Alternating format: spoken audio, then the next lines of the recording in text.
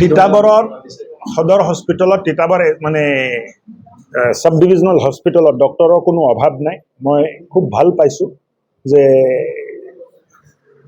দুজন গাইনী ডক্টৰ আছে, দুজন পেডিট্ৰিচিয়ান আছে, দুজন এনিস্থেচিয়া ডক্টৰ আছে, চকু ডক্টৰ আছে, ENT ডক্টৰ আছে, ৰেডিঅ'লজি ডক্টৰ আছে, যথেষ্ট পৰিমাণে ডক্টৰ ইয়াত আছে। ঔষধো মোক মই জানোৱে যে আছে ঔষধ, তথাপিও চুপ্ৰিণ্টেণ্ডেণ্ট ডক্টৰ ৰাজীৱ বৰুৱাই মোক জনাইছে যে কোনো ঔষধৰ নাটনি নাই।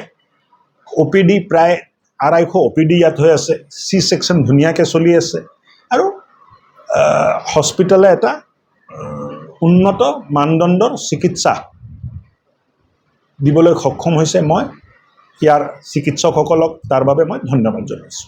60টা বেড আছে আৰু ৰোগীৰ আজি আমি যিটো কৰিলোঁ, যিটো সংখ্যা ওলাল, প্ৰায় 30% 35% বিছনাই ব্যৱহাৰ হৈ আছে। চ' এতিয়া বিছনা বঢ়োৱাৰ কোনো প্ৰয়োজন পেচেণ্ট যিখিনি আছে, IPD পেচেণ্ট যিখিনি পেচেণ্ট দাখিলা লয়, তাক চাই আমাক লগা নাই। প্ৰয়োজন সাপেক্ষে আমি যদি বৃদ্ধি কৰিব লগা হয় বৃদ্ধি কৰিম। NHMক লৈ সময়ে সময়ে আমি সিদ্ধান্ত লৈ থাকোঁ। কিছুদিন আগতেও আমি সিদ্ধান্ত লৈছোঁ যে NHMৰ মানে স্বাস্থ্যকৰ্মীক আমি ষ্টেট গভৰ্ণমেণ্টৰ যিটো আপোন ঘৰৰ ফেচিলিটি বা হেল্থ ইঞ্চুৰেঞ্চৰ ফেচিলিটি, এইবোৰ গোটেইটো আমি NHMৰ আমাৰ কৰ্মচাৰীসকলক আগবঢ়াইছোঁ।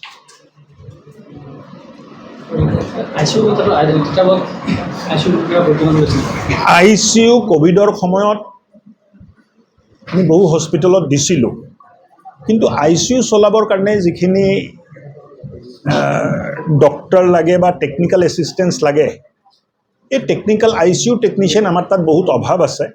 আৰু ইয়াত ডক্টৰ ৰাজীৱ বৰুৱাই যদি আমাক কয় যে ষ্টেপ ডাউন ICU আমি চলাব খুজিছোঁ, বৰ্তমান যিখিনি ডক্টৰ আছে এই ডক্টৰক লৈ আমাৰ কোনো আপত্তি নাই, তেখেতে ষ্টাৰ্ট কৰিব পাৰে, যদি কিবা সহযোগ লাগে আমি কৰিম। ICUত ক্ৰিটিকেল পেচেণ্ট ৰাখিবৰ কাৰণে মেন পাৱাৰ ইয়াত নাই। এজন ক্ৰিটিকেল মানুহ যদি আছে, হাৰ্ট ৰেটছটো আপ ডাউন হৈ আছে, এই ক্ৰিটিকেল কেয়াৰ লাগে। ক্ৰিটিকেল কেয়াৰ এক্সপাৰ্ট ডক্টৰ ইয়াত নাই নহয়। ক্ৰিটিকেল কেয়াৰ লাগে। ICU হ'লে নহ'ব। ICU is a instrument. ICU এটা যন্ত্ৰ হ'লে নহ'ব। এই যন্ত্ৰক চলাব পাৰা, ব্যৱহাৰ কৰিব পাৰা উন্নত মানদণ্ডৰ মানৱ সম্পদ লাগিব। এই মানৱ সম্পদটোতো নাই নহয় আমাৰ তাত। মানৱ সম্পদ লাহে লাহে আমি ট্ৰেইনিং দি আছোঁ, মেডিকেল কলেজৰ পৰা ওলাই আছে। যেতিয়া হ'ব তেতিয়া আমি চবত দিয়া ব্যৱস্থা কৰিম।